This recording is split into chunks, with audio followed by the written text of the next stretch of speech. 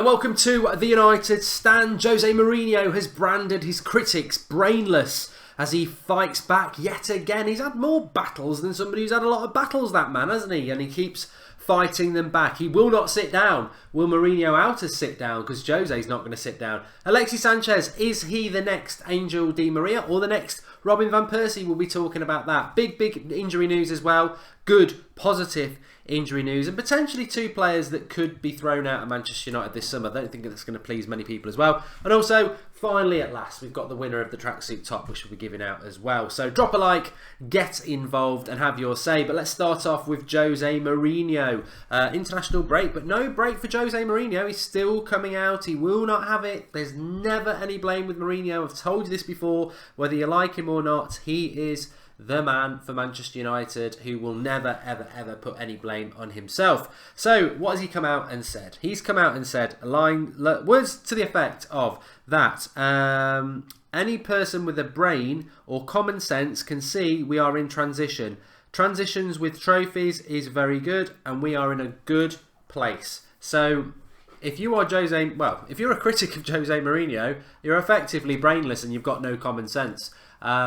Wake up, people. We're going through transition. Wake up, people. We're in a good place. Wake up, people. We've been winning trophies whilst going through transition. Now, I'm sure the live comments are going to get very interested in that. But, personally, there's a large element of truth in what Mourinho says. We are definitely going through a part of transition, and for everyone who's talking about Zlatan, click the eye in the top right hand corner. We were all over that like a fat kid on cake. We were live pretty much within 2 minutes of Manchester United announcing that he'd left. And if you want to go over there and leave your comments about Zlatan, there's a nice little show for you that you can go and watch by clicking the eye in the top corner. But please don't go yet. Stay with me. Go afterwards. But Mourinho, I've just heard people talking about how, and this will fit in with the Mourinho thing, how what a waste keeping Zlatan for 9 months was. We should have just got rid of him last summer. All that money we've paid him for 2 or 3 rubbish performances around November time.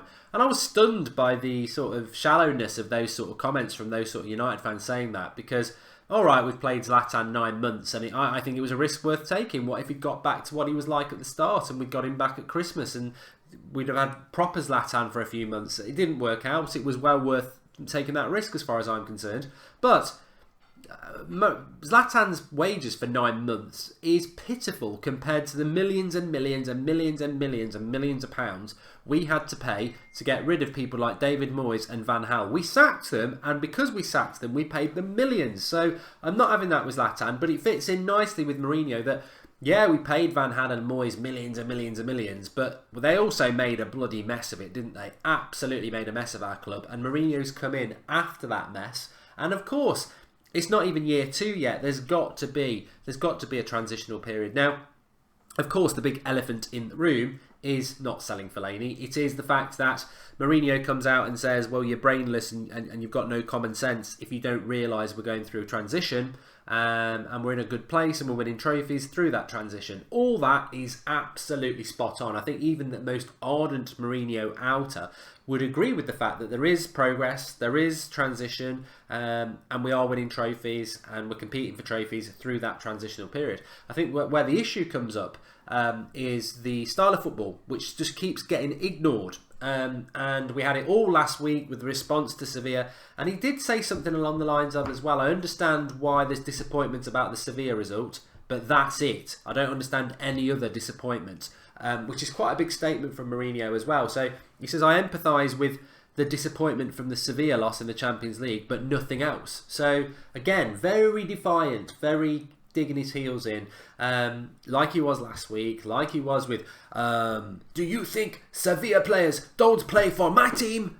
Do you think I won't pick Sevilla players for my team? And then 2 days later, they lose 2-1 to Leganes. I don't think any Sevilla player gets into Manchester United team if it's functioning properly, really. But, you know, he's come out, he's had his say. But the reality is, I just think it's always, you've got Mourinho's ego, I'm the best. You've got Manchester United fans who are not happy with him. And I think he's just prodding, and you're prodding back, and you're prodding. I mean, I'm in the middle because I want Mourinho to stay, but I want him to stop these sort of comments. But it's prod. And the bottom line is that with Mourinho, it is simply the style of play. I don't want to go over old ground, but it is simply the style of play is the problem. You can have transition, you can win trophies, you can call people brainless, you can call people having no common sense. But the reality is, the vast majority of people who've got a problem with United at the moment is the style of play, is the parking the bus, is the poor tactics. That's it. That's not brainless. That's not common sense. That is actually pretty well educated in the history of our club. So to imply that that's brainless or not common sense, which I don't think he is directly. I think he's saying that about the transitional process. But I don't think anybody's denying there's a transitional process. The reality is, it's the style of football, and that's where people are getting a little bit frustrated by it. Mourinho never smiles, says somebody there. Jose Mourinho FC is the team, says Kieran Byrne. No matter what, all I say, Jose going to win the league next season, says MD Shupta. And he tells his players to play long balls against Sevilla at Old Trafford, says Kieran Byrne. That's clueless. Moyes won nothing. He was definitely worse and gave us flaming Fellaini, says Ryan C. And Mark, have you heard there's rumours about Talisca coming to United? He's a Brazilian footballer. Don't know a lot about him, says Sophie. Last summer I went mad about Talisca. Don't want him at United. Don't really rate him. I've got to be honest with you. I still don't want him at United. I think he just... he has the feeling of being a Fellaini Mark II, because he didn't do very well in Portugal. He's gone to Turkey. He's done very well in Turkey. The Turkish league is rubbish, and he's tall, and he's an attacking midfielder. He's a B-Tech's the wrong word. He's not Milenkovic-Savic. He's not Toni Kroos. He's not Fabinho. He's not... The top teams aren't after Talisca, that's what I'm going to say. The top teams are not after him. And why are we after him? It doesn't inspire me. He could end up... Matic didn't inspire me either, though. Matic did well. So I'm not saying it'd be a bad signing, but he doesn't inspire me at all. There's much better out there, and I think United need much, much better. Snaps in the building, says Sally Devil Red 7. Do you think Zlatan vacating the number 10 shirt will mean we either move Sanchez there or sign someone else as a number 10 mark? Well, Zlatan leaving the number 10 position, I can tell you now exclusively, this is all part of Mourinho's plan to get Fellaini. He's been desperately trying to get him to sign a new contract. Now he's gone as far as kicking Zlatan out 2 months early, so we can go to Fellaini and go, look, number 10 with your shirt, please sign, please sign. I'm joking, I hope I'm joking, but you never know, stranger things have happened. Dumper says, them wonderful carefree days of attacking football have been erased by outdated tactics applied by outdated managers. Anyway, give us your thoughts about Jose Mourinho and his latest outburst. Is he right to call his critics brainless? Is he right to say they've got no common sense? And is he right to say that he understands the disappointment of the Champions League, but beyond that, there shouldn't be disappointment? Anybody can see that we're going through a transition and we're doing well. Over to you, folks. Anyway, let's talk about Alexis Sanchez next. I told you this, the international break always brings up significant things. People get bored about the international break and they go, oh, I hate the international break, there's no football. That's where it begins and ends for me. No football, no Manchester United football matches. That's disappointing, but what you get in amongst it is brilliant. I mean, we probably had one of our best shows on Monday night with the Mourinho show. Last night's show was really interesting about potential management replacements, even though I don't agree with it. I thought it was a very, very good show. Thanks to everyone for that. We've had Zlatan leave. We've had Mourinho's come out with something, even though he's meant to be on a bloody break. And now we've got Alexis Sanchez coming out with stuff. And the reason is, I said it last night, loose lips. People get loose lips when they're away from the control of their clubs. And they go on an international duty, and they've not got their club saying, you can do this, you can't do that. And they start talking, and De Gea's definitely going to be next, or at some point. But Alexis Sanchez basically coming out with, he didn't want to go on. He wasn't going to go on duty with Chile because 1 minute I've got this phone bleeping constantly, and it ain't my bleeping phone, so I'm going to put it out because it won't stop bleeping. There we go. Makes it a lot easier. So you've got Alexis Sanchez on international duty, only because Man City's... Well, not Man City. Is it Bravo? I think he's... I don't know where he is now, actually. That's why he decided to go. So effectively, what Alexis Sanchez has said, let me get this right, I'm emotionally and psychologically exhausted, but I must smile, and continues, and basically said he expected more from United. He's never moved in January before, and it's been really hard on him. I just find it difficult. I find it difficult, and I saw a lot of people online saying, it's snaps. It's your phone. I'll chuck it in the bloody river in a minute. It's interesting about Alexis Sanchez. A lot of people saying, is he the next Di Maria? Because Di Maria was very vocal as well about his problems. He did get burgled, to be fair, but he was very vocal about settling into England. It's difficult, this, that, and the other. And I don't really like these comments from Alexis Sanchez about emotionally and psychologically exhausted. Well, boo bloody who? Boo hoo! You know, this is a big move. Whether you'd gone to City or United, to get out of Arsenal and come to Man City or United is a big move. Why is that emotionally exhausting and psychologically exhausting for you? And it's difficult to move in January.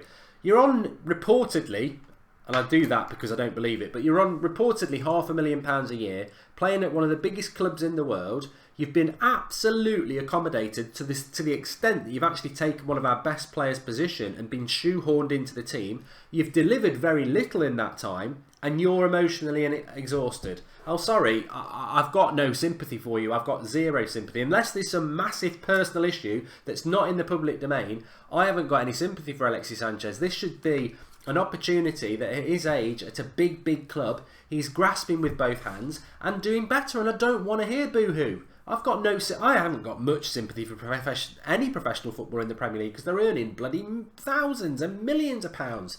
But it's not acceptable to be the first opportunity you get away from Manchester United, you're bloody moaning about it. And you've only been here a matter of weeks. Now, I like Alexis Sanchez's effort on the pitch. I think he embodies exactly what we want to see from Manchester United players. A lot of passion, a lot of effort. It's not clicking yet, but I think it will click. But I don't like to see these sort of comments when he's on international duty. It's not good. It's not conducive to what we need at the moment, which is some team morale. And just actually, to all those Arsenal fans who've been jumping on this story, laughing about it, did you realise that Arsenal are 17 points behind us? 17 points behind us, Arsenal are. And they think they can start talking about other clubs' issues. Makes me laugh. Sit down. But, yeah, Alexis Sanchez, not a big fan of those comments. Matteo7 says it must be exhausting getting £500,000 a week to kick a ball.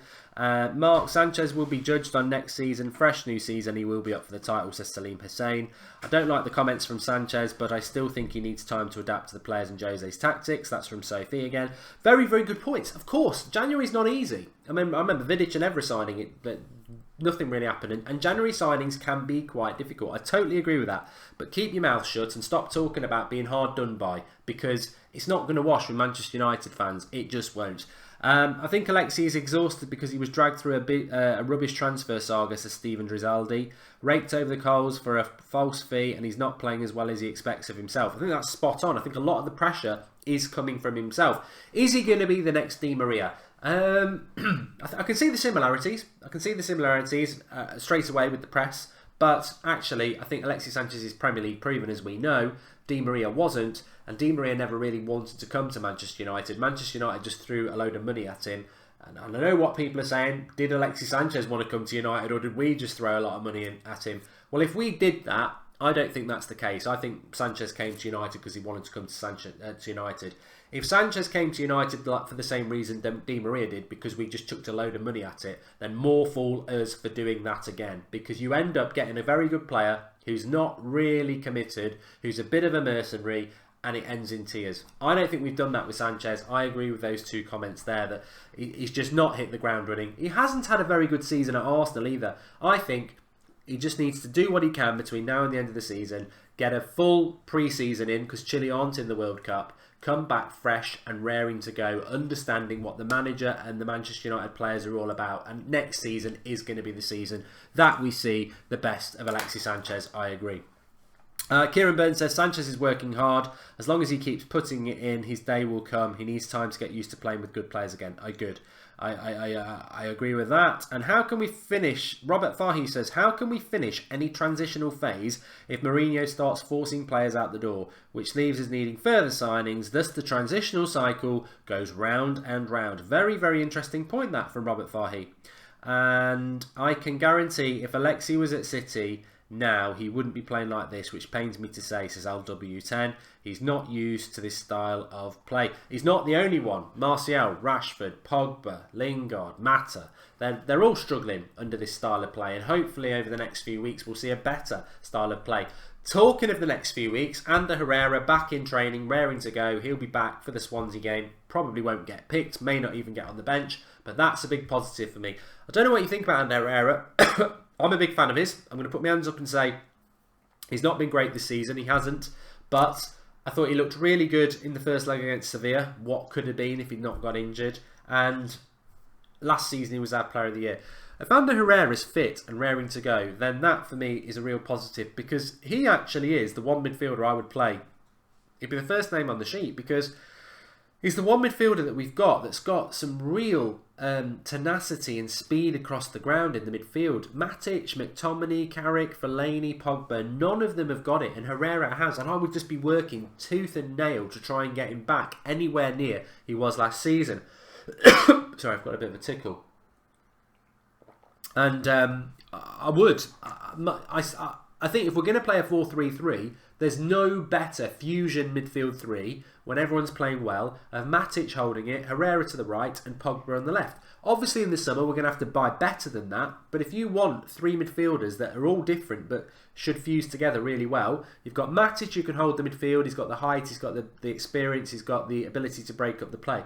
You've got Pogba who's your box-to-box flair player with the ability to run past the player, and then you've got Herrera on his game who just nips around everywhere, breaking up the play and feeding the players around him. It is the best midfield three, and you know what? The sad thing is we spoke about this midfield three all through the summer. When we got Matic, we were like, Herrera, Matic, Pogba, what a midfield three that's going to be. What did he do for the first 5 weeks of the season? Fellaini, Matic and Pogba, and benched Herrera. So I hope Herrera can come back. Apparently, Mark Atherton, thanks for the contribution, just where I've seen it. Apparently Bale's going to go to Liverpool for 70 million. I believe that when I see it.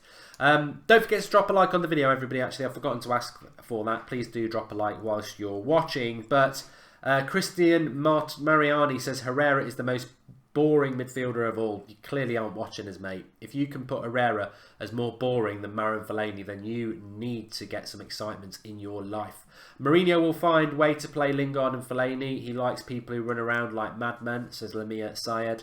But yes, Mata and Herrera, I read this today, Mata and Herrera are apparently for sale this summer, which just amazes me that you would get rid of two players who, even if you're not big fans of theirs, Mata and Herrera are two players who get Manchester United. They understand it. They respect the club, the fans. They understand the enormity of the club. They understand about wearing the shirt, the passion, the effort levels.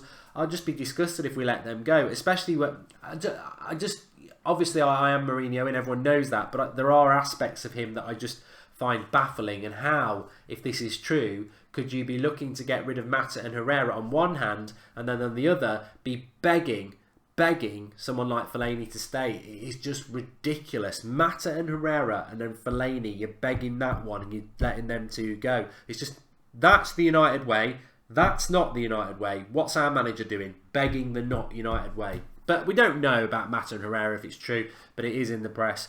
And this cold's gone down my throat. Kevin Guati says, Mark, you say Herrera is poor this season. How many games did he get to play to prove himself? Well, that is a very good point. He's not started that many games. And when he has started, it's tended to be in games where we've made a few changes. I'm a big fan of Herrera. There's lots of rumours about Herrera, the court case, the fact that he might have wanted to go to Barcelona last summer and we stopped him. There's the rumours of, was it Celta Vigo last year that he let a scout come in and have a look at us, and that didn't please Mourinho. The reality is, this time last year, Herrera was the first name on Mourinho's sheet, and then over the summer something changed. Again, baffling, isn't it? You know, people like to talk about Luke Shaw and Martial and the treatment of those two under Mourinho, but I think it goes really unnoticed, the treatment of Ander Herrera. Player of the Year last year, voted by the fans, Player of the Year last year, fantastic last year. And over the summer something goes wrong, and then within weeks of this season I saw people saying Herrera's crap. You know, I don't know what went on wrong over that season, but the treatment was very odd. Get some ginger tea, says Zahu Dawood. And Mata, Herrera, Bay should be first 3 names on the sheet every week, says Mandy Smith. Mata, Herrera, Bay. At their best, I think they should, because I think they understand what Manchester United's all about, and they're very, very consistent. Stephen King says, I was watching United's old videos of Mourinho. The passion is gone. He's just going through the motions. Yeah, I spoke about that before, Stefan, as well. I mean, you look at Mourinho in the early days at Chelsea and Porto, totally different man to what he is now, and it is a shame.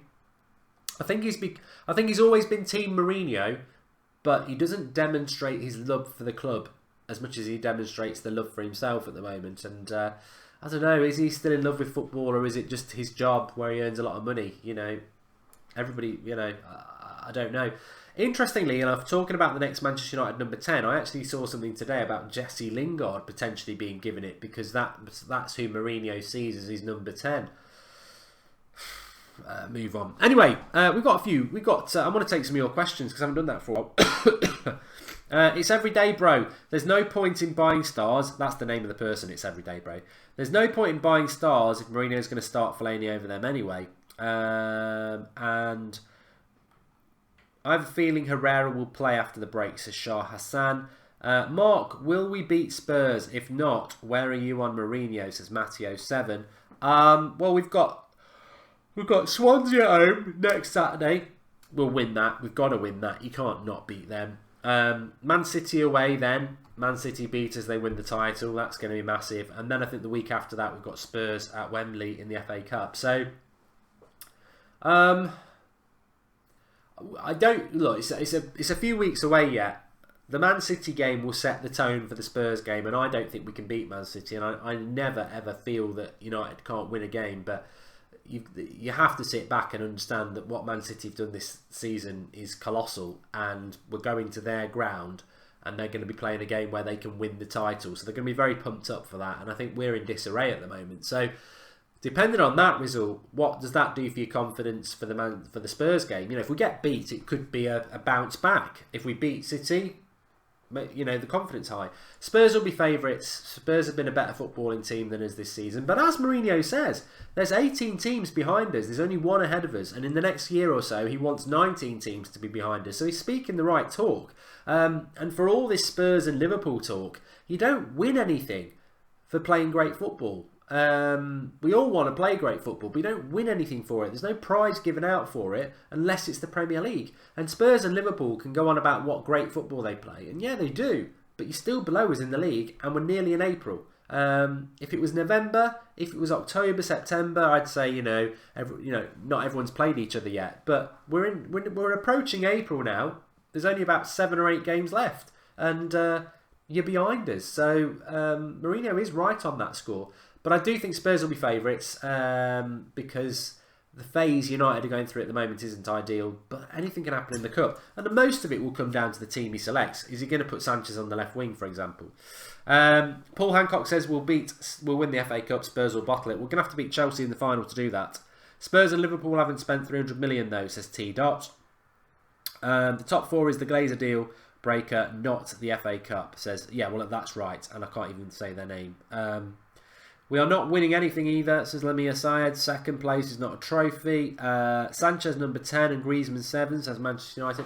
There's a little bit talk of Griezmann again to Manchester United. I don't see it. I don't see it. And John Sherrill says, Mark, Jose's bluffing. It isn't a process when you don't know your proper starting 11 for 2 years. Yeah. Liverpool and Spurs are a few big players away from surpassing Manchester United. So what are you saying, says Alex V10.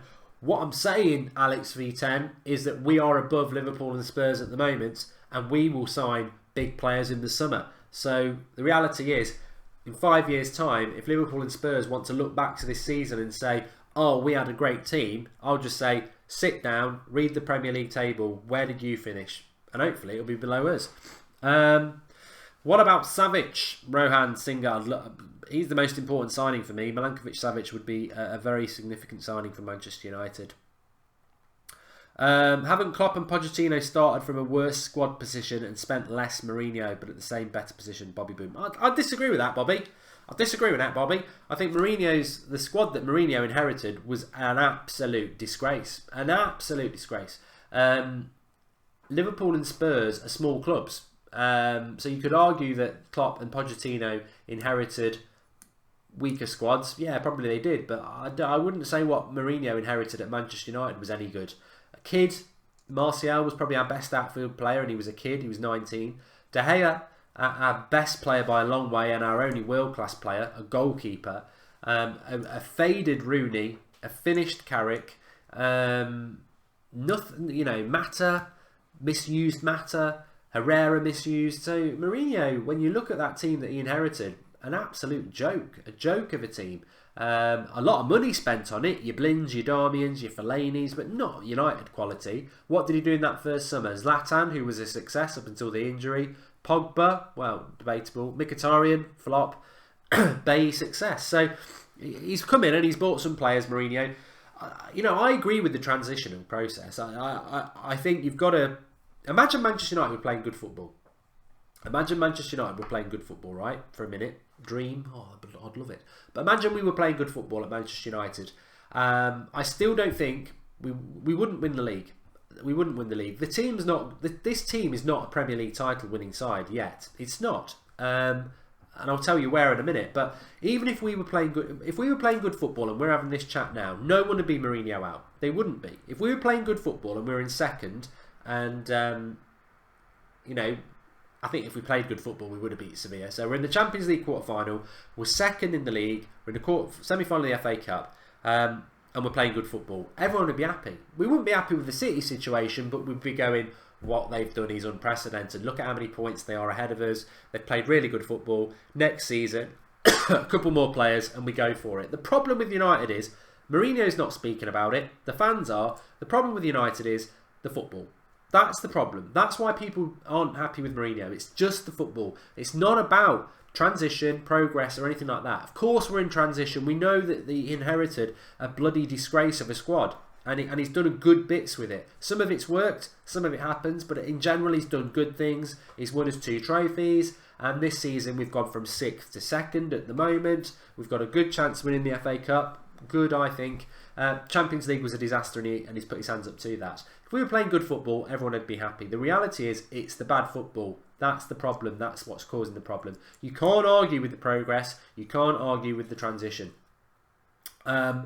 But even if we were playing good football, I would argue with anybody that this team would not win the title this year. There's very few teams that could win the title this year. You'd need a team of the past. You'd need Mourinho's 05 team or 06, whatever it was, 99 or 08 Manchester United side, the Invincibles. You'd need a very good team to take on this City side, and we're not that. We're not that. There's not been a team as good as this City team probably since 2008, so 10 years. So this United team is not good enough to go against that City team, even if we were playing good football. So the reality is, United fans need to realise that your problem is with the style of football. It's not with Mourinho.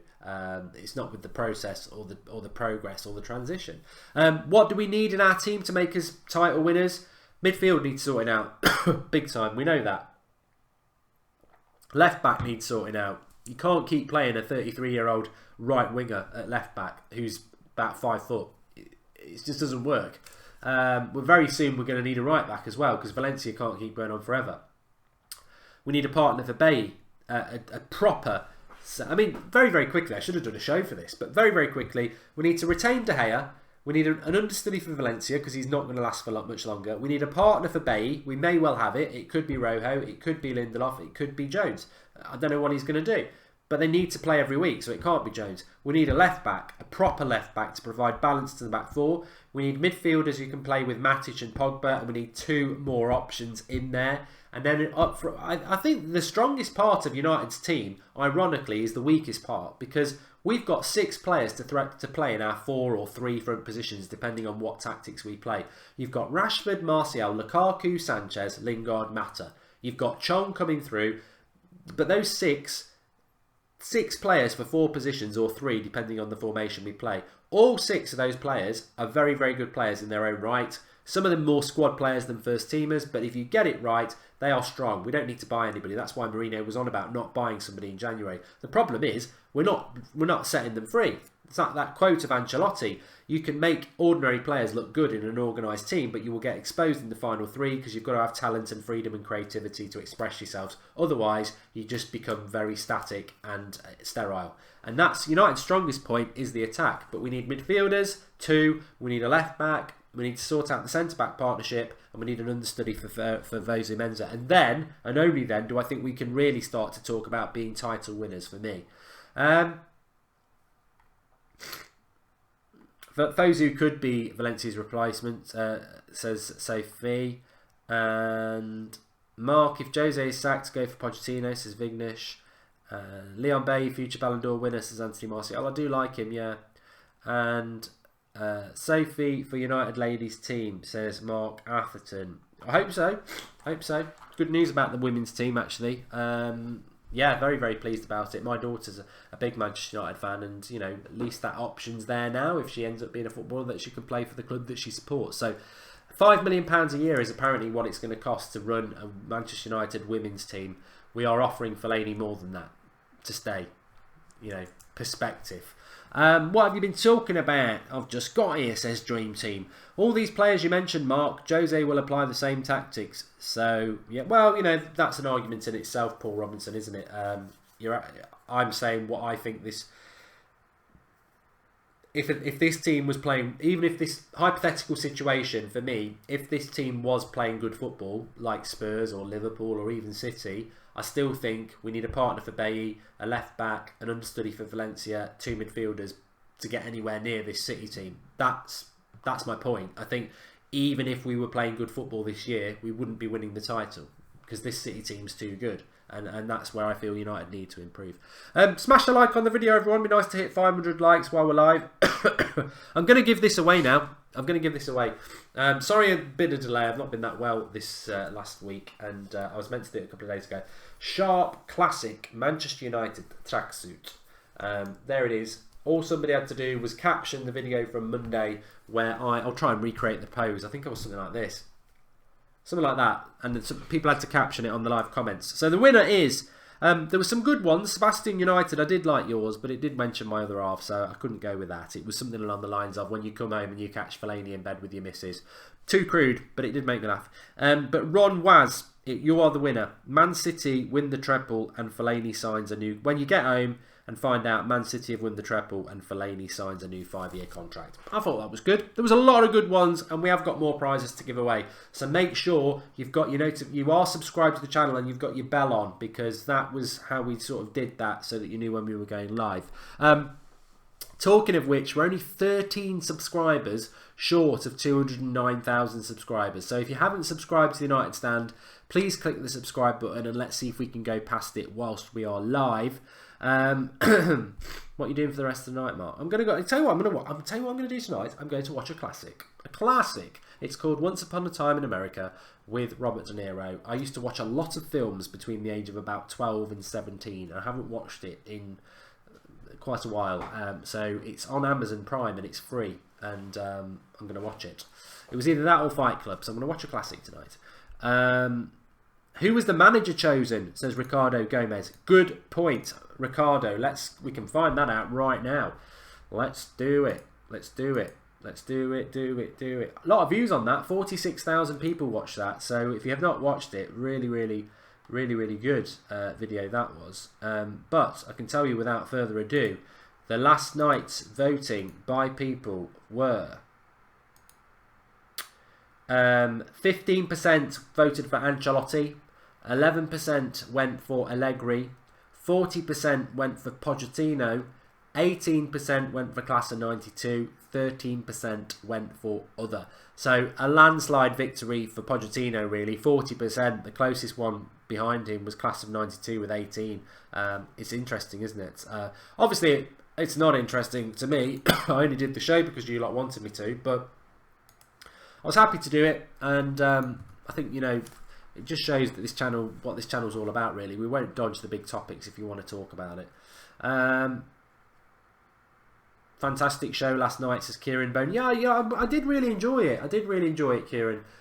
Put a lot of research into it, and as I said last night, Laurent Blanc really opened my eyes. I wish he could just get a job in the next year or so. Because Mourinho's here for the next year. I'll be very surprised if he's not. But in a year's time, you know, if you want Pochettino to be the Manchester United manager, the reality is Mourinho's never stayed anywhere longer than 3 years. So he's been here 2 years. I definitely think and want him to be here for another year. And then I think next year, this time next year, if we're still in the same boat, I think he'll look at it, the club will look at it, and the fans will definitely look at it and be saying, 3 years, what's changed? And then Mourinho might get itchy feet, might get the sack, who knows? But if in that year Pochettino stays at Spurs, which I expect him to, wins a trophy, gets them closer to the title, then that starts to make him, in my mind, that little bit more suitable for United. And I think he will go for a big club after that. But then again, if someone like Laurent Blanc gets involved in something, if Ryan Giggs does well at Wales, is that going to make? I don't know. But a year's a long time. I just don't think there's anybody better than Mourinho at the moment, and I just think it's ridiculous to let him go at the moment. He's halfway through a journey, isn't he? What international games are there for the weekend? I think most of them are Friday night, aren't they? I think England are playing Holland tomorrow night, because I know Xander's doing a watch along for it on That's Football. I was thinking about doing it with him. I shall have a think tomorrow. Anyway, thanks everyone for watching. I'm gonna have to go. My throat's going. Thanks everyone for watching. If you want another 10 minutes, click the eye in the top right hand corner. That's our Zlatan reaction video. We did it live at 4 o'clock today, but some really good points in there, some really good comments from you lot. Thanks everyone for watching. Back tomorrow night at 8 o'clock. One United says best fan channel. Remember to drop a like on the way out. If you've not subscribed, please do subscribe. Let's get over 209,000. And cheers everyone for watching. Really enjoyed the show. Some really topical things happening on this international break. Get over to the Zlatan video, click the eye in the top right hand corner and see what my reaction was for Zlatan. I actually watched it back myself. I think there actually is a tear dropping down my eye at 2 minutes in. Very, very difficult. Very, very difficult. Very, very sad. Thanks for watching. Speak to you all soon.